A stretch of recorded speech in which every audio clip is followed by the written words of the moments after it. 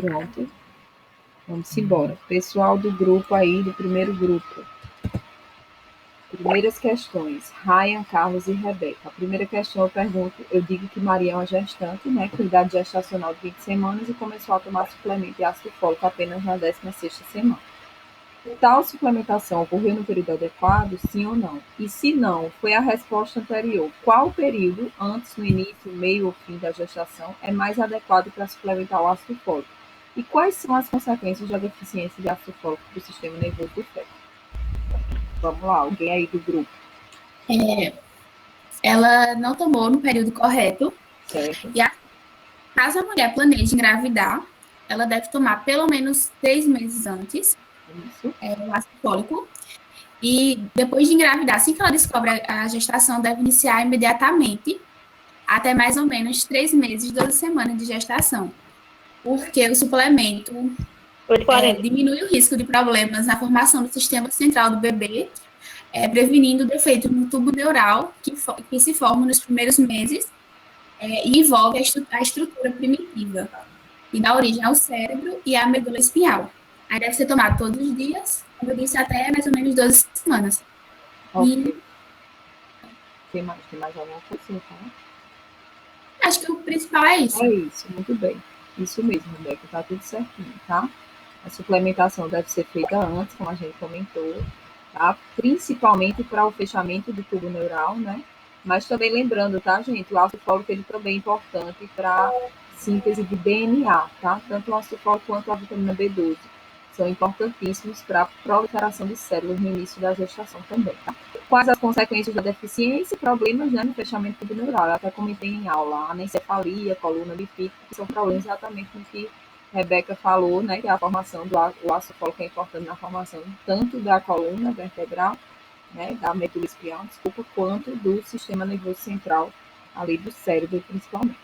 Certinho. Isso. Vamos para a segunda agora, certo? Alguém aí, outra pessoa do grupo. Explique no contexto da fase cefálica do consumo alimentar. Lembra que eu estou focando no contexto da fase cefálica, então no contexto da aula, hein?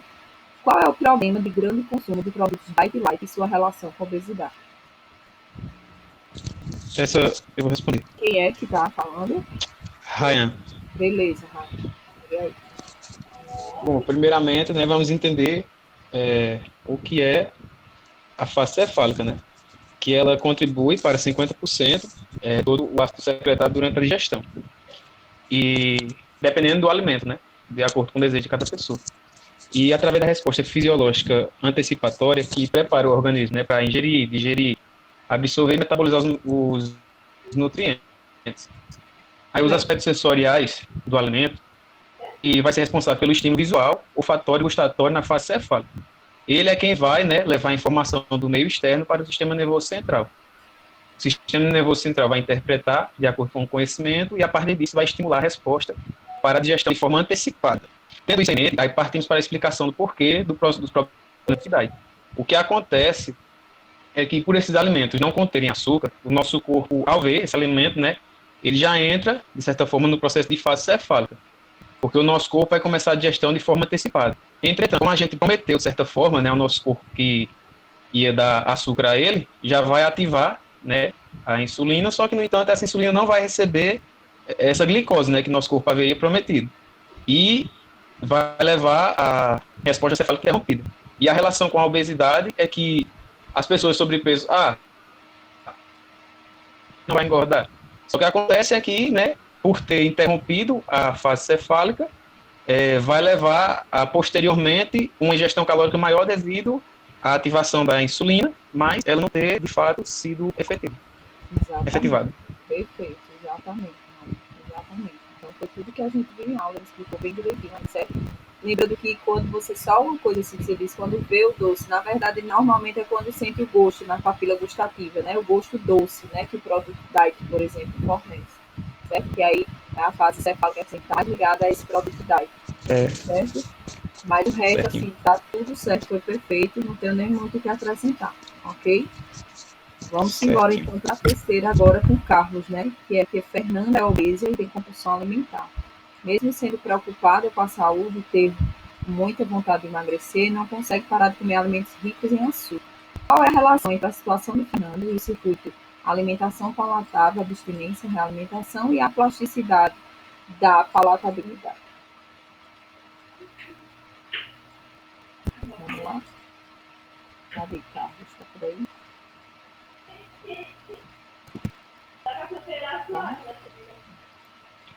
Ele ultimamente está com problema no microfone, então não sei se ele realmente vai conseguir falar, né? Manda ele aí, mandar pelo chat. Certo.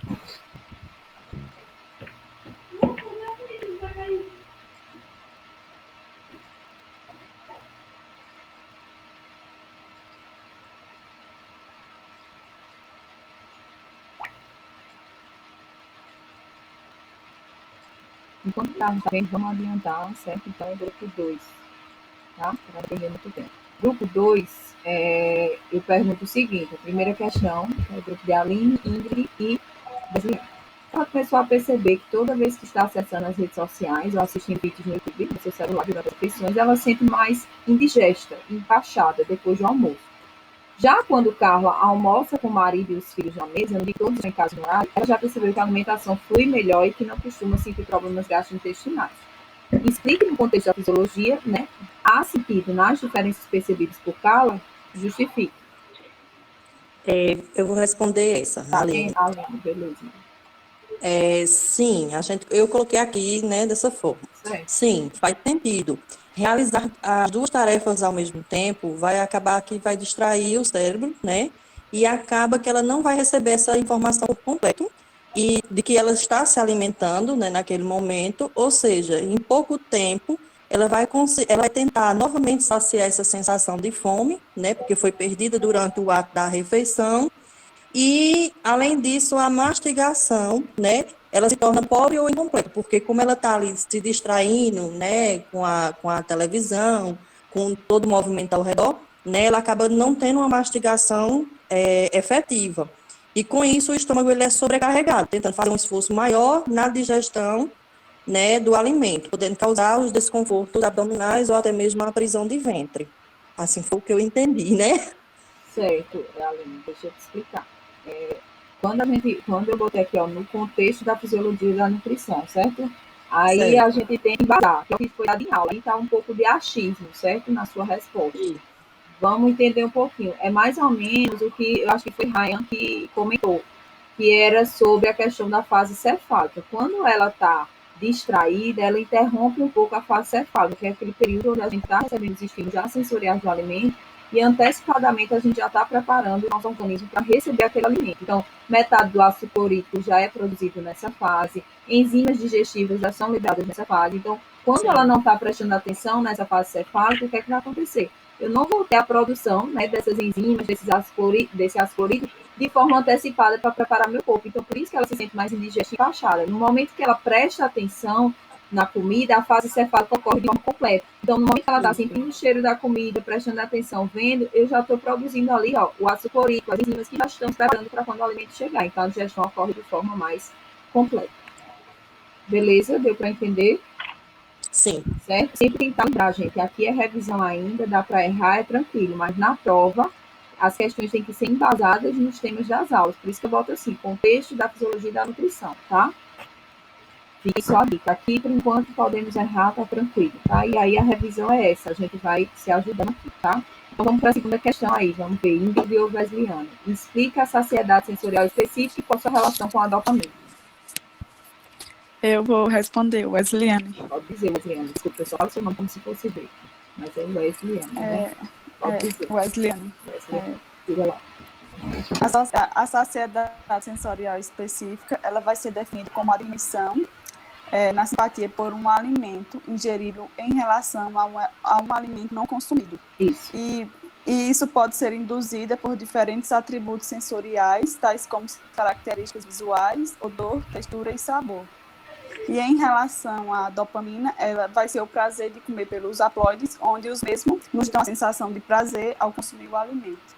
Tá. A primeira parte está correta. A segunda é que não consegui explicar realmente a relação, não, tá?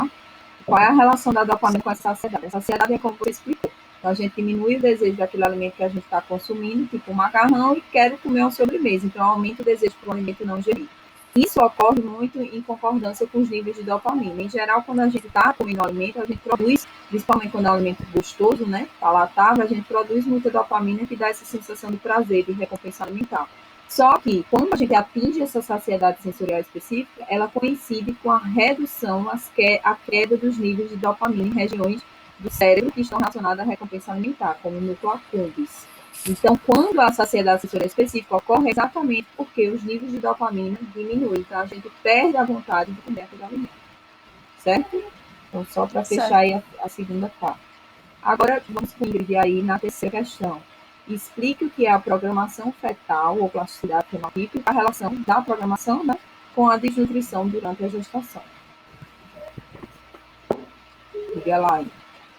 A plasticidade fenotípica se configura por estar relacionada à influência do desenvolvimento do organismo, do sistema nervoso, que resulta em respostas moleculares e podem gerar impactos em longo prazo, ou seja, trata-se de qualquer evento ocorrido durante a gestação que pode afetar no desenvolvimento da criança. Sua relação com a desnutrição durante a gestação é que a desnutrição materna pode influenciar no metabolismo do filho, causando um aparecimento precoce da obesidade, exatamente pela capacidade de adaptação que o nosso organismo possui. Exatamente. Quem também que falou foi Ingrid, não foi? Foi. Perfeito, Ingrid, é isso. A plasticidade é exatamente essa capacidade que o nosso corpo tem de fazer ajustes moleculares, né? No momento ali da gestação, devido a fatores ambientais, a insultos ambientais. E um desses insultos pode ser a desnutrição.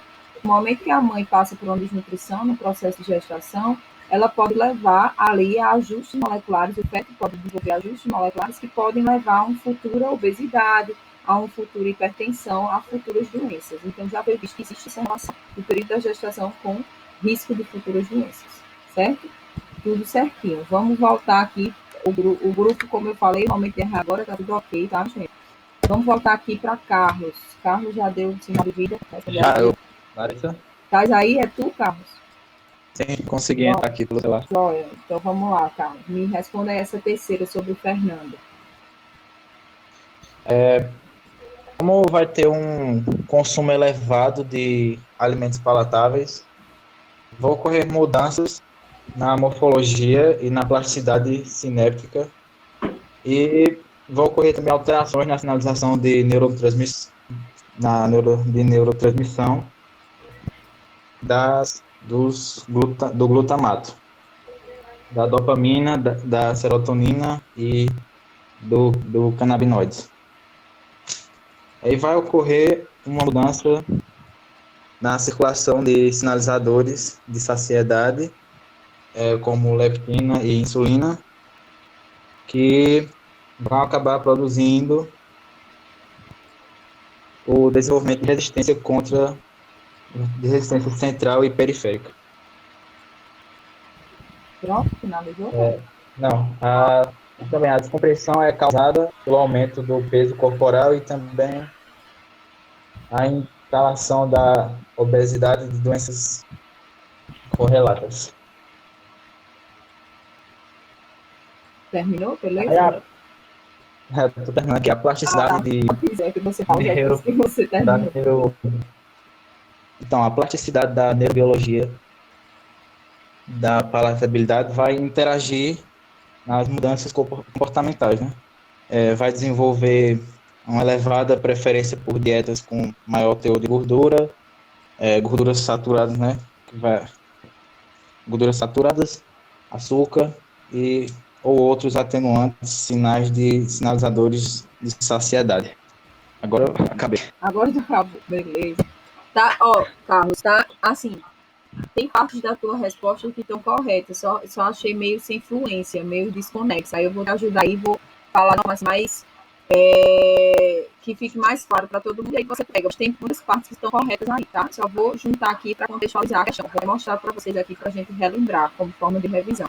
Aqui eu pergunto, né, e Carlos respondeu que Fernanda tem compulsão, é obesa, né, e mesmo sabendo que quer emagrecer, não consegue parar de consumir alimento doce. E aí eu pergunto a relação, né, da situação do Fernando com o circuito, a alimentação palatável, abstinência e a plasticidade da palatabilidade. Se a gente relembrar aqui, a gente viu isso aqui, tá? O que é que acontece? Provavelmente, tá, Fernanda, ela acaba entrando muito nesse circuito por compulsão, que é o seguinte: na tentativa de emagrecer, Fernanda restringe um alimento palatável, um alimento que ela gosta, por exemplo, doce, e esse período de abstinência aumenta o que a gente chama de food prep, que é o aumento do desejo por esse alimento palatável doce. E aí, as chances de Fernanda entrar numa recaída é muito alta. E, normalmente, essa recaída, gente, está relacionada a um consumo muito compulsivo, que é o que foi relatado na questão. Tá? Esse circuito aqui ocorre muito, né, com pessoas que têm compulsão alimentar. E aí foi o que Carlos comentou um pouco, que é o seguinte: alimentos muito palatáveis, como é o caso do doce, né, eles geram ajustes moleculares, né, que ficam parecidos com o início realmente. E aí foi visto o seguinte, que quanto mais é comido, né, ingerido esses alimentos palatáveis a longo prazo, né, ocorre o que a gente chama da plasticidade, da palatabilidade. O que é isso? Uma dieta palatável em longo prazo, ela pode modificar a situação tanto de sinalizadores, né, de saciedade, como leptina e insulina, né, aumento da resistência, como também trazendo mudanças comportamentais, como o aumento de desejo de comer o alimento e a compulsão, tá? Que foi um dos casos aí relatado por Fernanda. Então, essa é a grande relação. O alimento doce sendo consumido com grande frequência pode causar essas mudanças moleculares que vão estar, como o Carlos falou. É como eu disse, Carlos falou aí em boa parte, só faltava assim conectar mais, tá? Então, aí a gente vê exatamente isso, tá, gente? O excesso de alimentos palatáveis, como no caso doce, tá levando a essas mudanças comportamentais, como aumento de desejo e compulsão. E isso está muito relacionado, né, como a gente já falou, ao aumento da resistência à leptina, à insulina, que vai proporcionar um possível aumento de peso, uma obesidade, certo? E aí perpetua esse vicioso, certo? Deu para entender, Carlos? É como eu disse, muita coisa do que respondeu estava correta, só uma juntada melhor, certo? Certo, deu para entender, sim. Pronto, beleza. Entender melhor, no caso. Pronto, show de bola. Então, vamos embora. Vamos agora para o grupo 3, né? Aqui a gente fechou, não foi o grupo? Foi de Aline, vamos para o grupo 3. Juana, Isadora e Andressa. Primeira questão. Flávia gosta muito de macarrão, porém, depois de comer muito no final de semana, ficou tão satisfeita que disse que não queria ver mais comida na sua frente. Aquele momento que a gente fica estufado, né? Entretanto, sua mãe, depois do almoço, apareceu com a sobremesa morango e Flávia acabou comendo. Quando questionada por sua mãe como ainda aguentou comer, já que disse que tinha exagerado e que não queria ver comida na sua frente, Flávia disse que só não aguentava comer o macarrão, mas que para a sobremesa não estava satisfeita. Explique, no contexto da fisiologia da nutrição, o que justifica o comportamento de Flávia. E justifica. Vamos lá, quem vai responder essa questão? Eu vou responder essa. Pode responder. Então, isso aí que aconteceu com Flávia está relacionado à fase cefálica da saciedade, que a gente chama de saciedade específica sensorial, que já foi falado um pouco aí, mas que é quando a gente tem a redução da simpatia por um alimento específico, que no caso da questão foi o macarrão, que é um alimento salgado, enquanto a vontade de ingerir outros tipos de alimentos permanece, como o alimento doce, a sobremesa de morango, dada na questão. Então, quando a gente fica saciado com um tipo de alimento, mas o desejo, né, a gente vai comer outros tipos. Quando a gente enjoa de alimento salgado, mas não doce. E vice-versa, ou vice-versa. Exatamente. Quem fala isso que eu esqueci? Ruane. Ruane, muito bem, Ruane. Explicação muito boa. Exatamente, altamente contextualizado. Falando dentro, né, do contexto da fisiologia da nutrição, porque não é para responder assim, né? Ah, não, porque ela só não estava afim, não estava com vontade, enjoou do macarrão e resolveu comer o morango, porque tem gostos diferentes e aí ela mudou. Não, isso não é explicação dentro do contexto de fisiologia da nutrição. A explicação é que ela atingiu a famosa, né, saciedade sensorial específica, né, o apetite sensorial específico. E aí, o que aconteceu foi exatamente isso que o Juan explicou. Muito bem, certo?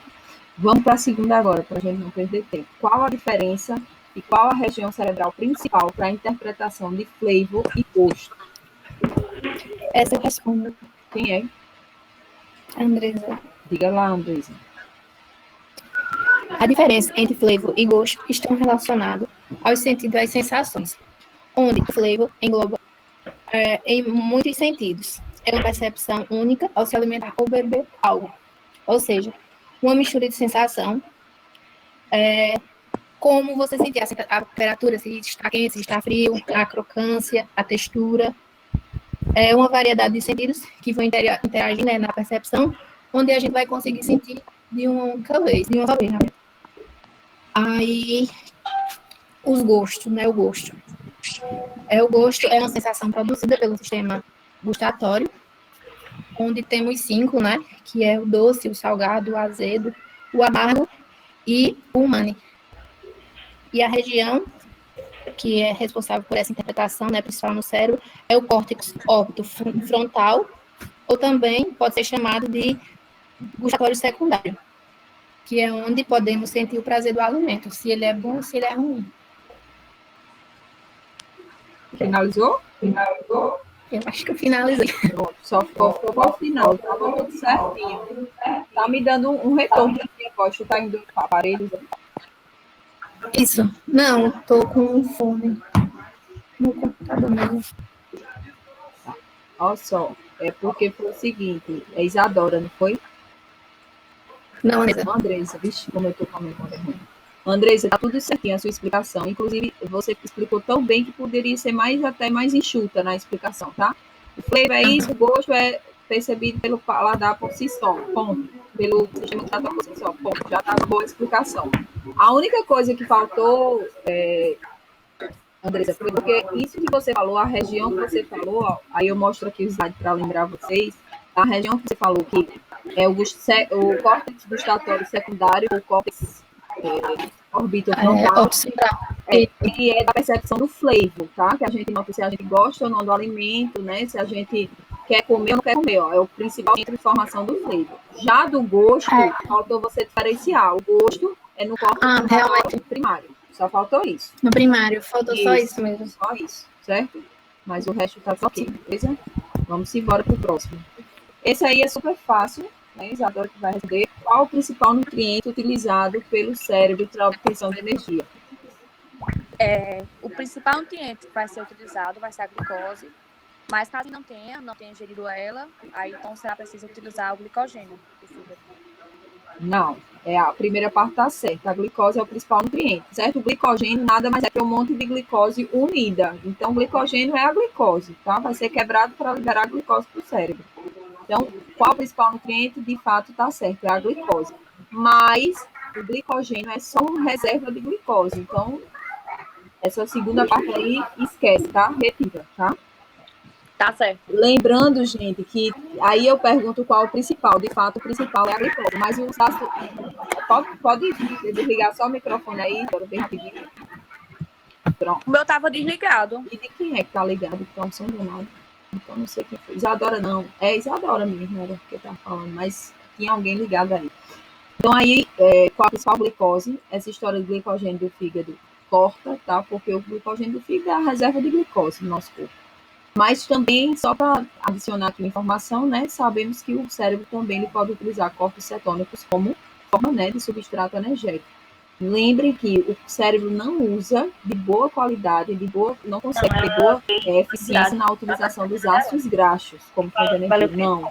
Mas ele consegue utilizar um metabólito da gordura, né? Um metabólito dos ácidos graxos, que são os corpos cetônicos. Certo? Mas os corpos cetônicos não são realmente o principal nutriente utilizado pelo cérebro. Quem é o principal?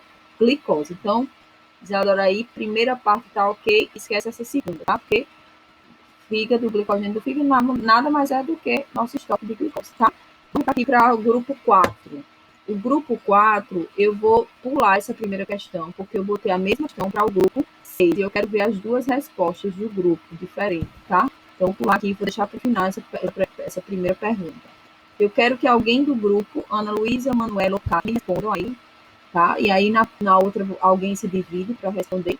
É sobre o seguinte: Fábio está praticando musculação, resolveu comprar e ingerir de forma excessiva suplemento de arginina, porque disseram a ele que ajudava na prática da hipertrofia.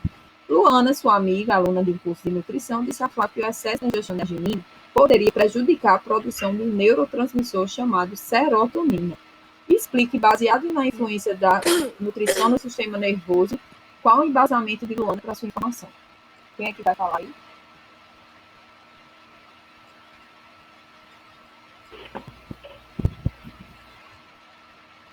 Professora? Oi. Manuela, é porque eu tive problemas aqui com o microfone, mas já consegui.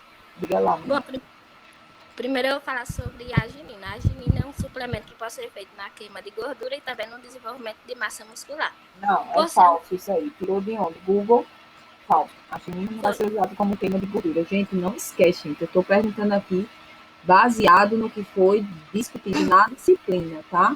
Cuidado, porque eu já estou dando uma dica aí. Se tiver isso na prova, é zerada a questão, tá? Então, a prova a gente tem que responder de acordo com os conteúdos que foram dados, tá? Então, vou já puxar aqui, porque eu creio que a resposta vai estar nesse estilo de internet, de Google, enfim. E aí eu vou tentar revisar aqui para que vocês entendam, tá? Vamos voltar aqui, olha só. Lembra do último assunto que a gente viu, que foi o quê? Nutrição do sistema nervoso.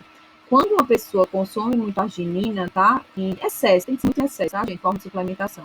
O que é que pode acontecer? A arginina, ela passa pelo cérebro do transportador, que a gente viu, ó, transportador de aminoácido neutro. Esse transportador aqui, ele também é responsável pelo transporte de outros aminoácidos, tá? Como é o caso do triptofano. E eles competem por esse mesmo transportador. E aí, o que é que acontece? Quando eu consumo muita arginina em excesso, o que é que vai acontecer? Eu diminuo o transporte de outros aminoácidos, como é o caso do triptofano. Por que eu estou falando tanto... deixa eu botar em triptofano. Porque o triptofano, ele é precursor, é um aminoácido precursor da serotonina. É o nosso neurotransmissor, dá aquela sensação de felicidade, de bem-estar, né, que todo mundo gosta de produzir. Então, aqui, quando a gente fala, certo, nessa questão aqui, tá, de o excesso de aminoácidos como a arginina, né, tem dizendo aqui que Luana, que cursa nutrição, diz que pode prejudicar realmente a produção de serotonina. De fato, por quê? Simplesmente porque vai competir pelo mesmo transportador do triptofano, que é um aminoácido precursor da serotonina. Beleza, pessoal, me digam aí no chat se todo mundo entendeu. Me digam aí se todo mundo captou essa parte, porque é importante.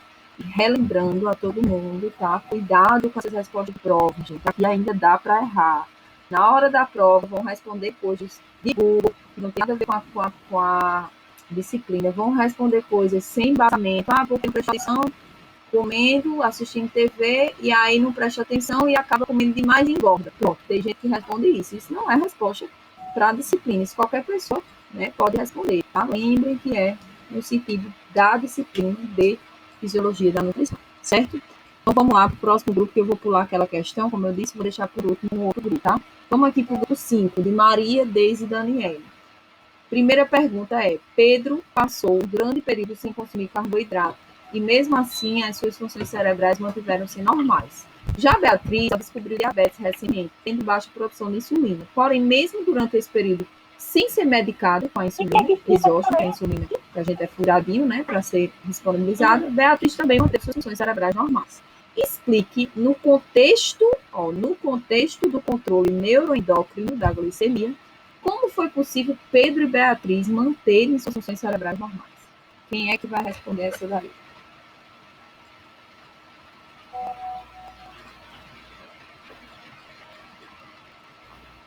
Oi, boa noite. Boa noite, quem é? Maria das Graças. Diga lá, Maria das Graças. Bom, a questão dessa primeira, a gente percebeu que é aquela coisa da questão das reservas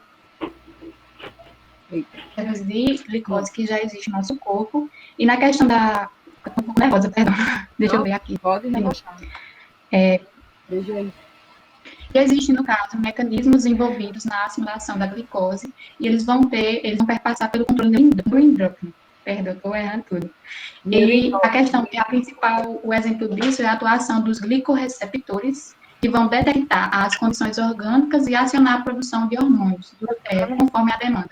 Aí está falando que Pedro passou por um grande período sem consumir carboidratos, e mesmo assim suas funções cerebrais mantiveram-se normais. Porque os glicorreceptores, eles vão atuar principalmente com hormônios contrarregulatórios, como o glucagon, por exemplo, e eles vão enviar informações para o nosso corpo, assim, de forma grosso modo de falar, e eles vão promover a liberação de glicose, tanto do glicogênio que está no fígado, né, para a corrente sanguínea por um certo tempo, que pode ser de 8 até 8 horas, se não me engano. E também tem a questão do tecido adiposo, e até mesmo, em último caso, acho que é dos corpos cetônicos. Aí, de certa forma, esses hormônios, esse controle neuroendócrino vai fazer com que seja perceptível se vai estar precisando ou não, e com a ação dos glicorreceptores vai gerar uma resposta para poder manter esse corpo funcionando, né? Acho que eu enrolei demais e não falei nada. Não, Maria, só eu vou dizer a mesma coisa que eu disse a Carlos. Muita coisa do que você disse faz sentido, está faltando só juntar as ideias, certo? Ficaram algumas partes meio desconexas. Então, eu vou dar um resuminho aqui para todo mundo por causa da revisão, tá? Mas não está errado o que você disse, não. Olha aqui, gente, vamos lembrar. Pedro, deixa eu só botar aqui, né? Pedro está sem consumir carboidrato, mas ele mantém suas funções normais. Por quê? Aí, nesse contexto neuroendócrino, a gente só faz lembrar isso aqui, ó. A gente viu. Porque a gente tem no nosso sistema nervoso glicorreceptores, como Maria mesmo falou, tá? Que vão perceber os níveis de glicemia. No caso de Pedro, ele está em jejum, sem consumir carboidrato. Então, o nível de glicemia, ele baixa. Mas quando isso acontece, quando o nível de glicemia baixa, eu dei até o exemplo em aula. Quando eu estou lá, sem comer, em jejum, um tempão, o que é que vai acontecer? Ele vai estimular o hipotálamo hormônios catabólicos, como glucagon, como, por exemplo, a adrenalina, como, por exemplo, o cortisol, que são hormônios que vão o quê? Estimular a gliconeogênese, tá? Que é o quê? Liberar, por exemplo, aminoácidos lá do músculo para a produção de glicose. Então, se eu estiver sem consumir carboidrato, mesmo assim eu consigo manter minha liberação de glicose para o cérebro, por causa desses hormônios, tá? Desse controle neuroendócrino. E, ao mesmo tempo, que foi também o que Maria comentou, a gente tem que manter as funções, mesmo sem a presença de carboidrato na dieta, a partir do consumo do nosso cérebro de corpos cetônicos, tá? Que também é outra fonte de energia. Ok, fechou. Pedro está fechado. Agora, em relação à outra, que eu esqueci o nome dela, que é Beatriz, o que é que acontece? Beatriz, mesmo diabetes, lembrando, Beatriz, ninguém falou que ela está em jejum, Beatriz está comendo normal. Só que ela é diabética, então a insulina, qual é o papel da insulina? Levar a glicose para os tecidos, para os órgãos. Só que Beatriz não vai sofrer por causa disso em relação ao cérebro, por quê? Porque os transportadores do cérebro de glicose, DUT1 e DUT3, são transportadores independentes de insulina. Ou seja, não precisam de insulina para transportar a glicose, diferente de outros do nosso corpo. Então, mesmo sem insulina, o corpo continua utilizando, o cérebro continua utilizando glicose, porque o transporte é feito por DUT1 e DUT3, que são independentes de insulina. Beleza? Deu para entender, assim? Deu sim. Certo? Só para conectar. Eu só organizei, tá? É como eu disse. Você falou tudo, eu só peguei, organizei e contextualizei com os casos aí, certo? Tá certo. Então, vamos lá. Agora, ou Deis ou Daniela, e as duas, né? As duas aparecem por aí. Eu pergunto o seguinte, que um bebê... Vou desligar aí o microfone, certo? Eu pergunto o seguinte, que um bebê, ele foi por geneticista para ser levado, né, para ser avaliado, e o médico diagnosticou uma obesidade. E afirmou que ele apresenta uma mutação em um gene que expressa um receptor muito importante na regulação do comportamento alimentar, que causa o que a gente chama de desordem energética mais comum na obesidade precoce. Qual é o receptor que esse médico se refere? E como é que essa mutação nesse receptor pode causar obesidade na criança? Oi, professora. Oi, quem é? Oi, Deise, pode falar. É a leptina. Não, não é a leptina. Leptina é um hormônio, não é um receptor, tá? Olha só, vou botar aqui para a gente relembrar também. Olha só, aqui. Só para a gente relembrar. O receptor... Redução da ingestão alimentar. Peraí, tá errado, dizendo que tá errada, criatura. Não é leptina, não. Aí eu já tô te interrompendo para você não ficar falando e, como é que se diz, a explicação já tá errada, porque não é leptina. O nome do receptor, Deise, é esse aqui, ó, MC4R, que a gente viu na aula, certo? Esse é o problema. Esse receptor, ó, ele é a causa, a mutação dele é a causa da desordem energética mais comum na obesidade, tá? E como é que ele causa? Por que uma mutação nesse receptor ele causa essa obesidade? Porque aí sim a leptina entra no jogo, tá? Não é ela que é o receptor, ela é um hormônio. A leptina, ela tem o efeito de diminuir a ingestão de alimento. Só que como é esse efeito? Ela ativa a PONC, lembra lá, ó, pra gente relembrar. PONC é aquela proteína que é expressa aqui no núcleo arqueado do hipotálamo. PONC-CARP, tá? Que diminui o apetite. Então a leptina, ela vai estimular a produção dessa PONC, tá? Que vai se desintegrar em outro hormônio chamado alfa-MSH. Esse alfa-MSH, ele se liga ao receptor MC4R. Essa é a que diminui a digestão do alimento, dá o sinal para a diminuição da digestão do alimento. Então, o que é que acontece? A pessoa que tem a mutação nesse receptor, ela até produz leptina normal, só que a leptina não termina a sua função. Por quê? Porque o alfa-MSH não consegue se ligar a esse receptor, porque ele sofreu uma mutação. Beleza? Deu para entender? Deu sim. Pronto, aí eu só te interrompi porque o receptor não é a leptina, tá? É o MC4R. Tá? Depois dá uma revisada lá, tem na aula também, gente. Quem quiser revisar, lembre que as aulas estão gravadas lá. Tá? Em alguma coisa que vocês estiverem estudando, as anotações não lembra, vai lá, dá uma adiantada na aula, alguém que já assistiu, né? Adianta, bota pra frente, né? E foca ali. Às vezes eu falo um monte de besteira, fico conversando, vai adiantando. E aí foca no que for principal, certo? Cadê? Ficou faltando quem falar. Maria, desde Daniela tá por aí. É ela que tá com o microfone ruim, né? Ela tá por aí ainda. Tá aí, né, Daniela? Tu ajudou aí na confecção dessas questões?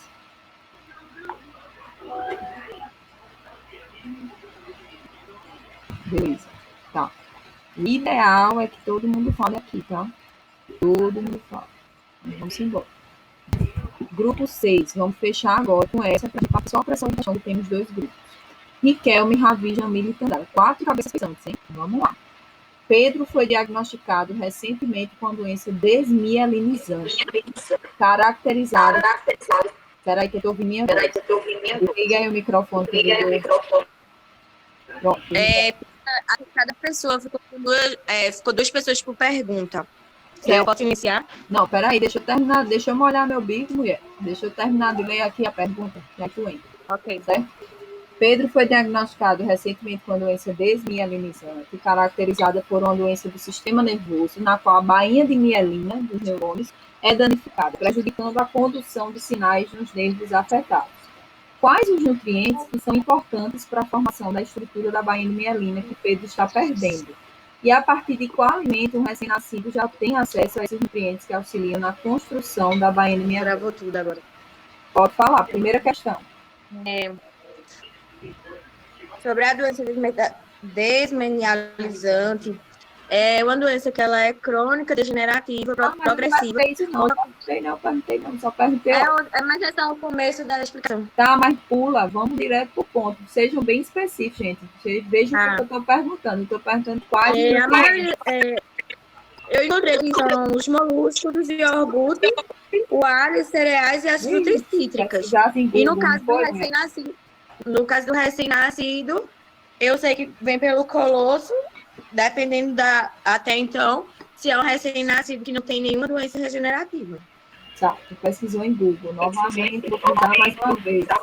Liga só o microfone, porque tá voltando aqui. Eu não estou entendendo nada. Desliga o microfone, mulher. Por favor, só porque tá voltando aqui. É porque tava voltando minha voz. Gente, não pesquisem em Google. Pelo amor de Deus, eu avisei a vocês antes do exercício, mas não adiantou. Essas respostas são completamente fora do contexto da pergunta dentro da disciplina, tá? Se vocês forem para a aula, vocês vão lembrar. Aí, ó, vou botar para voltar, certo? Eu dei na aula, fica lá na aula, tá? Bainha de mielina, tá? Ela é formada, dentre outros, né? O ferro também tá associado na formação, colina, né? Tem outros nutrientes aqui, ó, que a gente vê até aqui nessa tabelinha, tá? A gente tem, ó, síntese de mielina pela colina, a gente vê, né, que a síntese de mielina também, quem participa é o ferro, mas um dos principais nutrientes que vão participar da formação dessa bainha de mielina são os ácidos graxos essenciais da família ômega 6 e ômega 3, tá? Então, essa era a resposta. Ferro, colina, podia dizer tudo, mas o principal era dizer que os ácidos graxos poliinsaturados da família ômega 3 e ômega 6, certo? E aí eu pergunto também o seguinte, a partir de qual alimento o recém-nascido já tem acesso a esses nutrientes que auxiliam na construção? Aí, vamos lá. Desliga aí, gente, por favor. Tá voltando muito aqui o retorno. Já eu abro aí, tá? A partir de qual alimento recém-nascido? Aí, ó, dei aula também. Leite materno. É riquíssimo em ômega 3, ômega 6. Certo? E aí, fecha a resposta. Cuidado, ainda dá tempo, revisão. Cuidado para não responderem respostas copiadas de Google. Resposta copiada de Google, de quem não assistiu na aula, tá? Não vale para a prova. É zero a mesma questão, tá? Porque não tem nada a ver com a resposta realmente da questão. Beleza? Alguém ia falar que eu interrompi só porque eu estava terminando e dando retorno aqui. Não, eu, Jamile, do grupo. Oi, Jamile. A questão do colostro também, o colostro, ele é leite materno novinho. Leite materno, logo no começo, também produz. Isso. Ele também contém um zinco que ajuda no desenvolvimento cerebral, né? Mas não tem muito a ver aqui com a pergunta, não. É só o ferro. Tá. Certo? Foca no que eu coloquei aqui, certo? Aí vamos para essa segunda pergunta aqui, que foi esse grupo de Ravi, Jamile, Tandara e Riquelme, e também pegou nesse grupo de Kátia, Manuela e Ana Luísa, tá? foi o seguinte, explique como ocorre a regulação do comportamento alimentar a longo prazo e curto prazo, relacionando com o enchimento gastrointestinal, grelina, CCK, peptídeo Y, leptina, insulina e principais peptídeos, hipotálamos, orexígenos e anorexígenos. Quem é que vai responder aí do grupo de Riquelme, Ravi? Ô, professora, eu vou introduzir e Ravi vai fazer a conclusão. Beleza, Riquelme, pode começar. Eu queria falar primeiro de uma coisa, assim, especificamente para todo mundo entender a questão como um todo, sabe? Certo. Primeiro, que falando sobre a principal região envolvida no controle central da regulação do consumo alimentar, que é o hipotálamo. Aí nele há duas regiões de estímulo, que são o hipotálamo ventromedial, responsável pelo controle da saciedade, e o hipotálamo lateral, como a senhora disse, era o centro da fome, se não me engano. Aí, já falando agora sobre a questão em si, que é a regulação a longo prazo. Ela corresponde ao controle do metabolismo e possui dois hormônios que participam, que é a insulina e a leptina. Muita gente pensa que a insulina só é ativada quando a gente come algum tipo de doce, mas não, é quando a gente ingere algum tipo de carboidrato. E a leptina, como a senhora disse, em níveis mais altos, ela inibe a fome. Em níveis mais baixos, o indivíduo costuma assim, sentir fome e quer se alimentar. Aí, ambas inibem a ingestão alimentar através do estímulo do POMC e da CAP, que são peptídeos anorexígenos que sofrem hidrólise e se tornam a MSH, que possuem receptores que aumentam a saciedade. Aí, a de curto prazo, a Ravi vai falar agora. Beleza. Então, para começar, eu vou falar da região do hipotálamo, que é o núcleo arqueado do hipotálamo. E nele há duas populações de neurônios. Isso. São esses PONC, o CARC, que Ricardo falou, que são os peptídeos anorexígenos. Perfeito. E tem o NPY, que é o neuropeptídeo Y, e o peptídeo relacionado ao algoz, que são os peptídeos orexígeno. Isso. Os peptídeos anorexígeno, anorexia, isso. Alguém está com o microfone ligado também, sem ser Ravi? Dá uma olhada aí, gente, se alguém tá dando muita interferência. Ver se alguém tá. Ô, Ravi, tu tá com duas coisas ligadas. Não. Um celular e um computador. Não. Tá chiando, mas vai. Tá chiando muito. Mas vamos lá, liga lá. Fala alto aí. Tá. Então, a regulação a curto prazo, ela vai ter o enchimento gastrointestinal. E esse enchimento é aquele famoso barriga cheia, que fica empanzinado e tal. Esse enchimento, ele inibe a ingestão alimentar devido à dilatação estomacal, no qual o vago ele vai emitir sinais inibitórios para o hipotálamo lateral e núcleo do trato solitário, diminuindo assim a fome. A grelina, ela é um hormônio que é orexígeno, que aumenta a fome. Ele ativa o neuropeptídeo Y, que é o peptídeo relacionado ao algoz, que é a GRP, que aumenta o apetite. Certo. Diferente da grelina, a CCK, que é um hormônio anorexígeno, que aumenta a saciedade por ser distribuída no hipotálamo ventromedial. E, junto com o peptídeo Y, vai inibir a ação desses peptídeos orexígenos. Perfeito. Ótimo. Agora, Ravi, aí Tandara não falou, ela tá aí. Tandara participou das respostas? Não. Falou, foi ela que falou a primeira questão. Peraí, deixa eu ver. Então foi Jamile, na verdade. Jamile que não participou.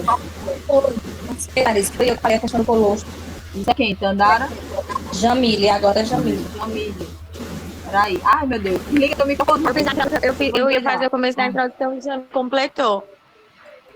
Peraí. Tá, ok. Entendi. Tudo bem. É porque vocês falaram na primeira, né? Entendi. É porque eu já coloquei no começo. Beleza. Então vamos lá. Aqui, só para finalizar rapidinho, que eu tenho que ir para a aula. Quem foi que ficou responsável dessa primeira questão aí? Kátia, Manuela e Ana Luísa. Oi, professora. Quem é? Eu, Ana Luísa. Diga lá. Quem respondeu a segunda? Manuela. Certo. Então falta Ana Luísa e Kátia aí. Pode falar. Bom, em relação a essa regulação, né, do comportamento alimentar, existem vários sistemas de controle desenvolvidos, que a regulação de curto prazo, ela determina o término de refeição, né? E a regulação de longo prazo, ela trabalha com o estoque energético, que é o de aumentar a saciedade, ativar o centro de fome. Como o Riquelme falou, né? Basicamente, é o centro da fome e saciedade, que é no hipotálamo, onde o hipotálamo lateral é a questão da fome e o hipotálamo ventromedial é a saciedade. Outros núcleos muito importantes do hipotálamo é o paraventricular e o dorsomedial e o arqueado. Onde os núcleos arqueados do hipotálamo, existem 2 grupos, né, distintos de neurônios, que são os que expressam os neurotransmissores, que são os orexígenos, né, que elevam a ingestão de alimentos e reduzem o gasto energético, e os que expressam os neurotransmissores anorexígenos. Temos a grelina, que é o hormônio da fome, a insulina, a leptina e o CCK, que inibem o apetite, né? Bom, a regulação de curto prazo, ele é mediado por hormônios sintetizados do tubo digestório, né? Que sinalizam para o sistema nervoso central, onde temos aferências vagais, né? Que são a distensão gástrica, o CCK, que faz a liberação do duodeno para a corrente sanguínea e é estimulado por proteínas e gorduras. Também temos os peptídeos semelhantes ao glucagon, produzidos no ilha e colo devido à presença de alimentos. A insulina produzida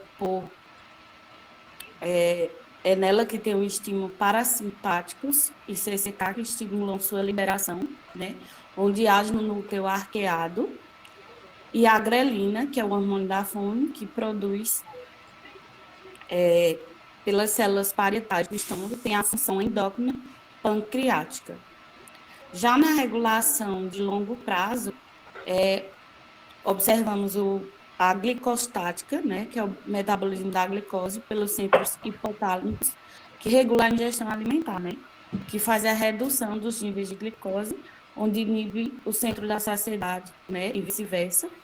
E a leptina, né, que é o hormônio peptídeo sintetizado dos adipócitos, receptor de leptina, encontrado principalmente no hipotálamo, que o papel, né, do hormônio antiobesidade, que diminui apetite e estimula o gasto energético pela estimulação da síntese de peptídeos anorexígenos. O controle, né, da leptina, que é a insulina, os glicocorticóides, as citocinas, e além de estados infecciosos. Acho que é isso. Pronto. Vamos lá, gente. Vou falar rapidinho, porque eu estou atrasada aqui. Riquelme, né? E quem foi mesmo? Foi a Emanuela, foi? Que falou agora. Kátia, hein? Kátia tá por aí ainda? É a Ana Luísa que falou. Ana Luísa. Manuela falou da segunda, não foi? E Kátia, isso, cadê mas Kátia? elas me ajudaram, viu? Certo. Cadê Kátia? Tá por aí? Kátia. Tá por aí, Kátia? Rapidinho, gente. Tô atrasada. E Kátia fugiu no final, hein? Como eu disse, gente, tem que estar presente. Mas vamos lá, não tem muito tempo. Só para a gente fechar, tá? Tanto as informações de Riquelme quanto as informações de Ana Luísa estão corretas, tem muita parte correta. Qual é a dica que eu vou dar, tá? Se prende na questão ao que eu perguntei, tá? Sejam objetivos ao que foi perguntado na questão. Riquelme foi um pouco mais objetivo, tá, Ana Luísa? Você falou de GLP-1, que é o peptídeo semelhante ao glucagon, enfim, que não está aí, que eu não pedi, né? Eu pedi para quê? Para relacionar com enchimento gastrointestinal, grelina, CCK, peptídeo Y, leptina e insulina. Pronto. E o resto com Picard, HRP e neuropeptídeo Y, que são os peptídeos hipotálamos, orexígeno e anorexígeno, certo? Então, não é que você falou nada tão errado, Ana Luísa, mas você se prolongou demais, ficou muito prolixo, e algumas partes, assim, que nem eu expliquei na aula, que é controle glicostático, enfim, tá? Então, cuidado com isso, tem que ser mais objetivo. O de Riquelme ficou um pouquinho mais objetivo do que o seu, tá? Mas as respostas não estão erradas, porém, vamos ter cuidado a se prender ao que foi perguntado, tá? Não achem que, por exemplo, Larissa falou sobre comportamento alimentar, vou botar tudo que eu sei, copia, cola, vai. Isso não faz a questão ficar melhor.